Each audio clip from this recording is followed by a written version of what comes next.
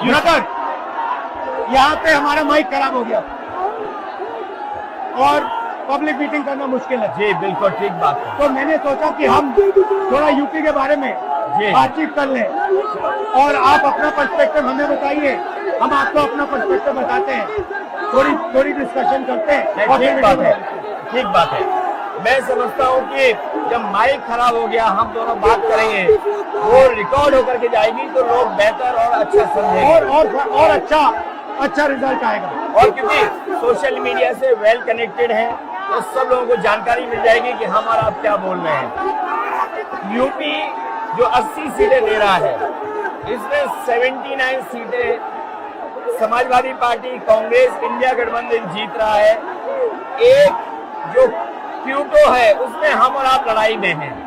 और इस बार क्यूटो नाम कैसे जापान वाला ही है ये क्यूटो, क्योंकि जो प्रधान सांसद हैं उन्हें सपना दिखाया था काशी के लोगों को कि दुनिया की सबसे बेहतर सिटी बनेगी क्यूटो।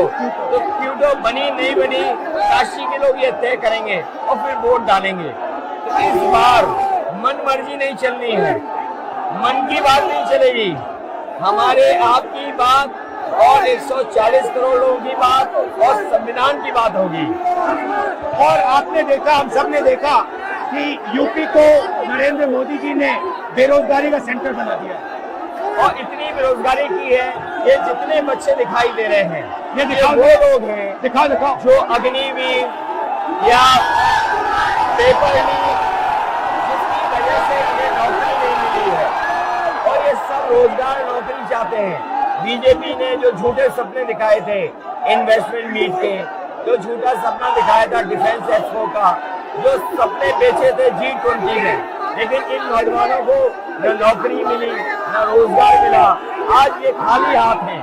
तो इसलिए हमें और आप मिल के, जो आपने कहा, जो इंडिया गठबंधन कह रहा है कि 30 लाख बच्चों को नौकरी दी जाएगी, उस दिशा में हम लोग काम करेंगे। और पहली नौकरी पक्की स्कीम जिसके माध्यम से हर ग्रेजुएट को नौकरी का अधिकार, बेहतरीन ट्रेनिंग और बैंक अकाउंट में 1 लाख रुपए साल के। आपने नोट किया कि मोदी जी खटाखट बोलने शुरू कर दिए। ये आपके खटाखट के बाद वो रटारट खटाखट कर रहे हैं।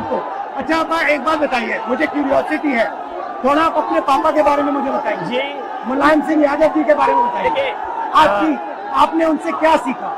नेताजी और उनके साथ के लोग बिल्कुल जमीनी राजनीति करते रहे। हालांकि नेताजी कुश्ती, पहलवान और गाँव के थे। करते हो कुश्ती? नहीं, मैं कुश्ती नहीं कर पाया जीवन में, क्योंकि मैं मिलिट्री स्कूल में चला गया तो कुश्ती नहीं कर पाया। लेकिन नेताजी इसीलिए धरती पुत्र बोले गए कि वो जमीन की बात को समझते थे। धरती पर जो लोग हैं उनकी क्या भावना है, उसको लेकर के वो आगे बढ़ाना चाहते थे। और आपका इस क्षेत्र से और इस शहर से आज का लगाव नहीं है, न जाने कितने सालों पुराना लगाव है। जो इमोशनल कनेक्ट आपका इस शहर और शहर से है, वो शायद और किसी राजनीतिक परिवार का नहीं होगा।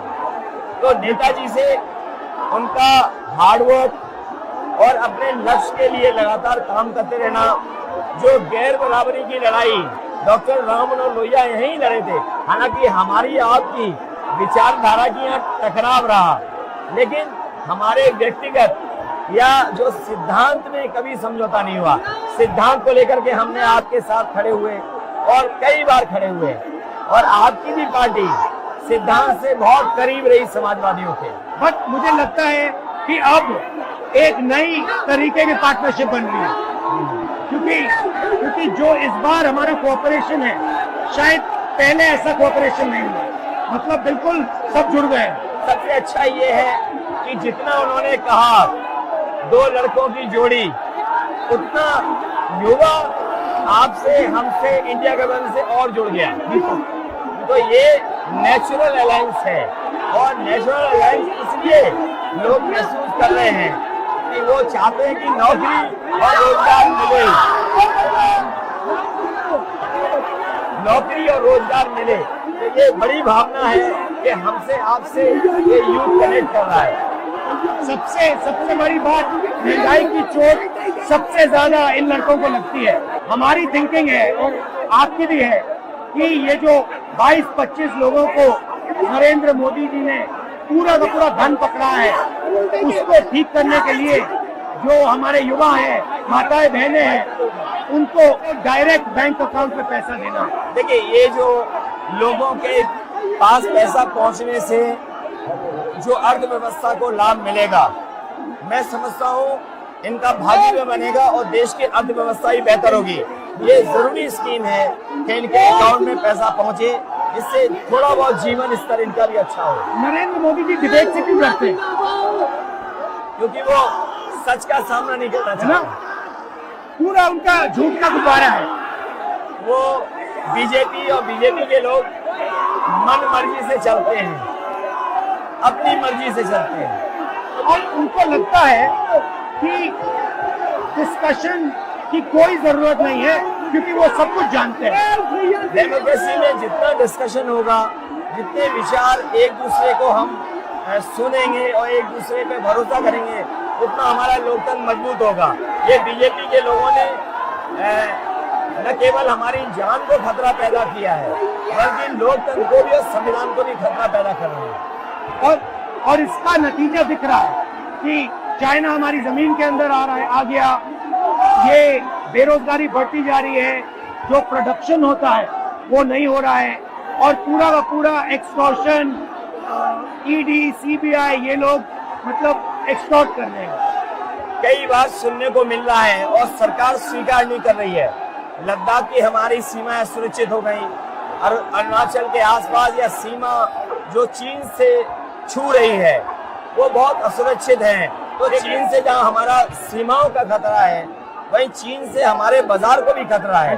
तो कहीं ना कहीं हम लोगों को अपनी मैन्युफैक्चरिंग इकोनॉमी और मैन्युफैक्चरिंग इकोनॉमी को बढ़ावा देना पड़ेगा। और ये जो स्कीम्स है, पहली नौकरी पक्की और महालक्ष्मी, ये मैन्युफैक्चरिंग सिस्टम को, इकोनॉमिक सिस्टम को जंप स्टार्ट करने के तरीके हैं। ये बहुत अच्छा जंप स्टार्ट होगा। इसको अगर फोकस होकर के आईआईटी, पॉलिटेक्निक, इंजीनियरिंग कॉलेजेस को, इन सबको इकोसिस्टम में ला करके, मैं समझता हूँ युवा नौजवानों को अच्छी नौकरी और रोजगार मिल पाएगा। और हमारा लक्ष्य है कि सब, हर जात को भागीदारी मिले, स्पेस मिले, हर इंस्टीट्यूशन में, बिजनेस में, एजुकेशन के सिस्टम में। तो वो हमारा, हम दोनों का लक्ष्य है। बिल्कुल। और क्योंकि जो बात सभी दल कहते थे, आज इंडिया गठबंधन कांग्रेस भी कह रही है कि सामाजिक न्याय जरूरी है, जाति गणना जरूरी है। देश के लिए ये बड़ी चीज है। जो दुनिया में अमेरिका है, यूरोप है, अपने उन लोगों के लिए जो पीछे छूट जाते हैं, उनके लिए कुछ काम करते हैं। तो हमारा जो देश जाति के आधार पर पिछड़ा है, तो इसको आगे बढ़ाने के लिए ये बड़ी भूमिका होगी इस बार। बहुत अच्छा लगा, अच्छी बहुत मीटिंग, अच्छा रहा, बहुत अच्छी मीटिंग है। मुझे लगता है कि ये यूनिक मीटिंग है क्या?